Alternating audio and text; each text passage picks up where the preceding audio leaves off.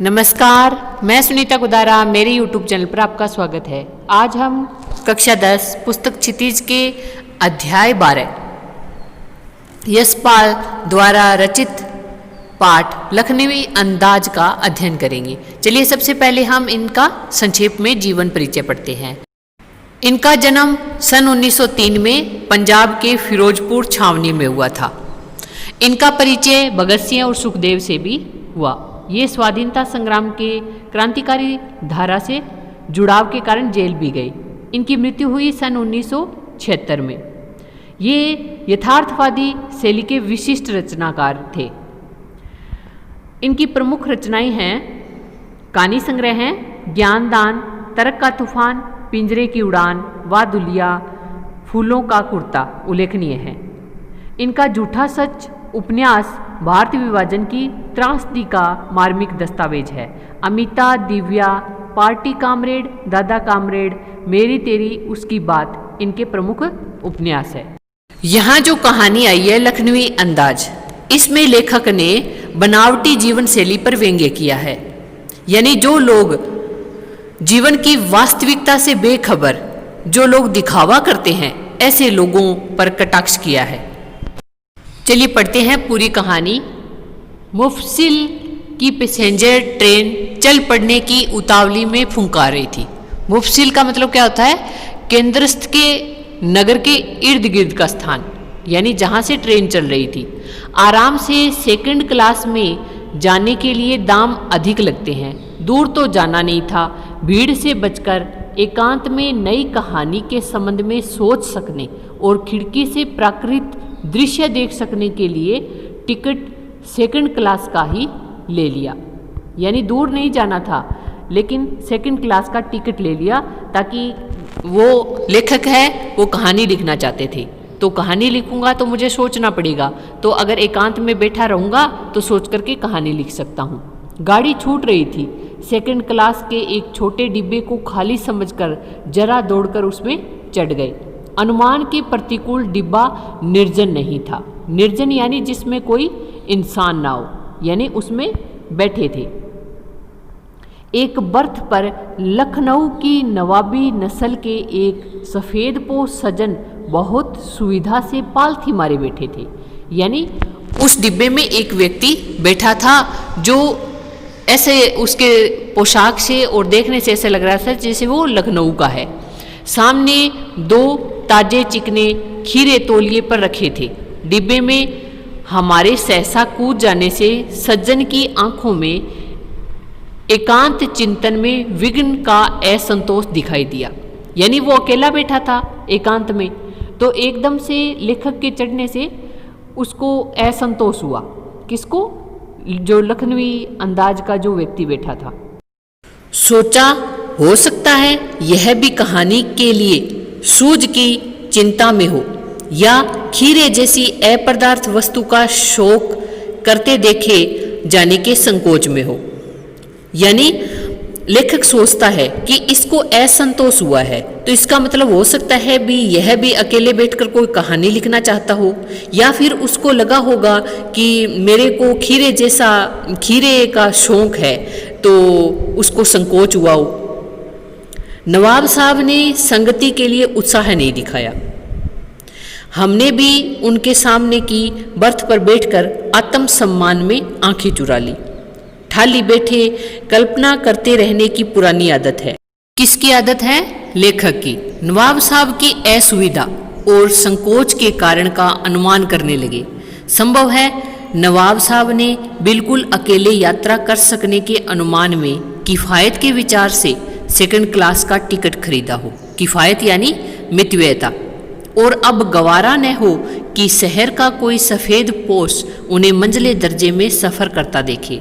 अकेले सफ़र का वक्त काटने के लिए ही खीरे खरीदे होंगे, और अब किसी सफ़ेद पोश के सामने खीरा कैसे गए। यानी लेखक अनुमान लगाता है कि जैसे ही लेखक रेलगाड़ी में चढ़ता है तो नवाब साहब को असुविधा होती है, उन्हें संकोच होता है। तो लेखक अनुमान लगाता है कि उनकी असुविधा और संकोच का कारण क्या है।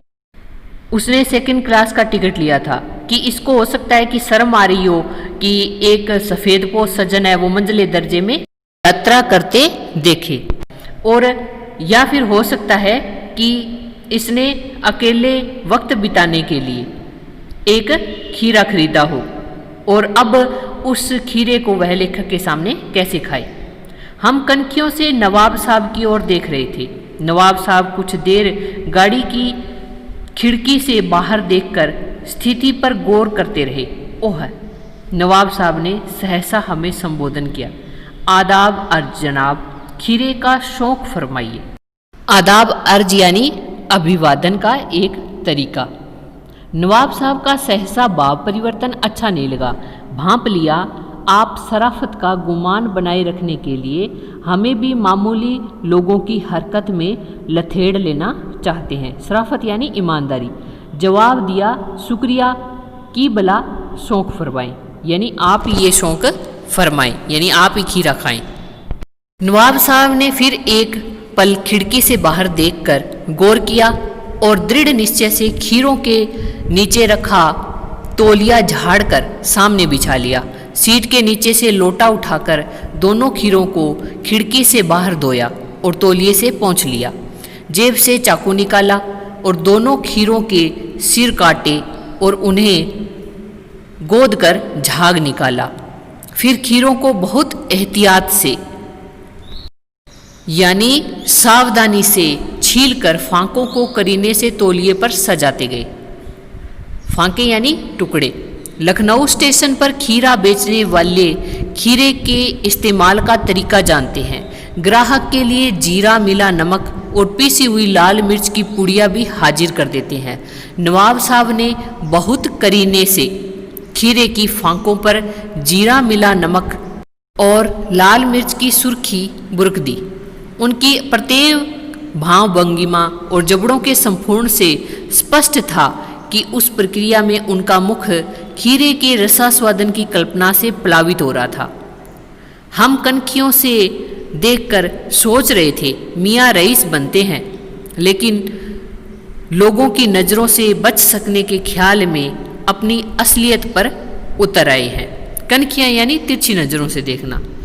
नवाब साहब ने फिर एक बार हमारी ओर देख लिया। वल्लाह शौक कीजिए, लखनऊ का बालम खीरा है। ये किसने कहा? नवाब साहब ने।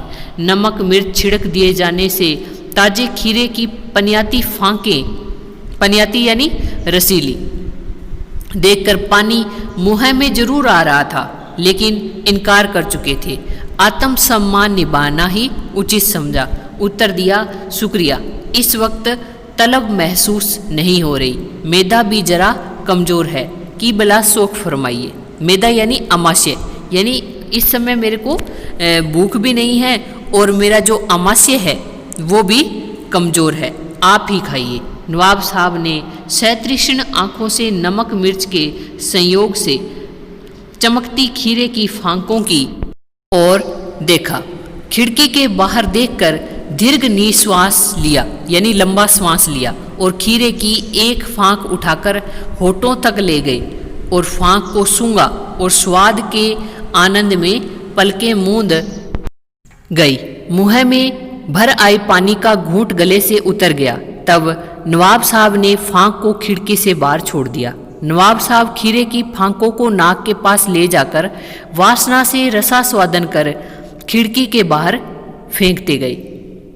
नवाब साहब ने खीरे की सब फांकों को खिड़की के बाहर फेंककर तौलिए से हाथ और होठ पूंछ लिए और गर्व से गुलाबी आंखों से हमारी ओर देख लिया, मानो कह रहे हों यह है खानदानी रईसों का तरीका। नवाब साहब खीरे की तैयारी और इस्तेमाल से थक कर लेट गए।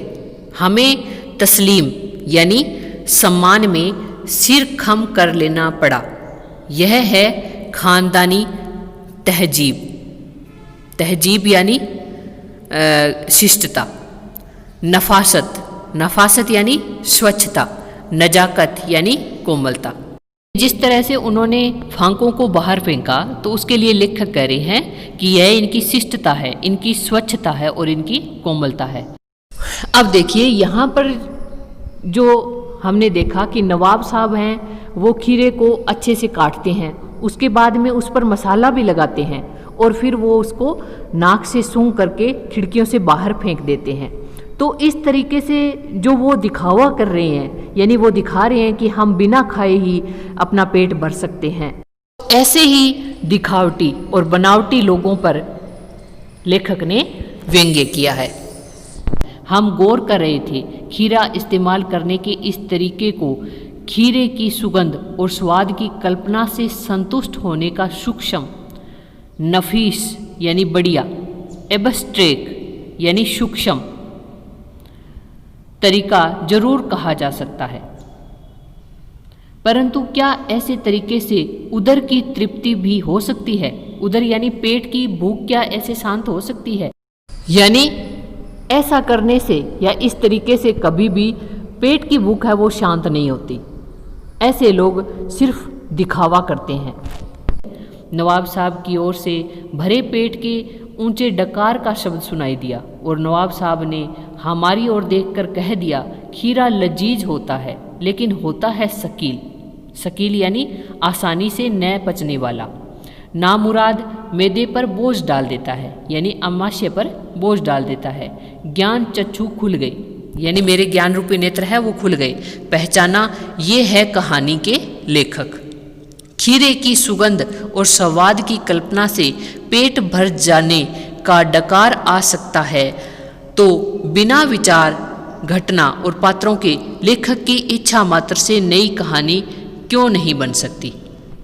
यानी लेखक सोचता है कि जिस प्रकार ये बिना खाए अगर डकार ले सकता है, उसका स्वाद ले सकता है, तो एक लेखक है वो बिना किसी विचार के, बिना किसी घटना के और बिना किसी पात्रों से क्या एक कहानी नहीं रच सकता? यानी वह कल्पना के द्वारा सब कुछ कर सकता है। तो यहाँ पर बनावटी जीवन शैली और दिखावे पर व्यंग्य किया गया है। तो आशा करती हूँ आपको ये वीडियो अच्छी लगी होगी। अगर अच्छी लगी तो मेरे चैनल को सब्सक्राइब करें, लाइक करें और शेयर करना ना भूलें। Thank you.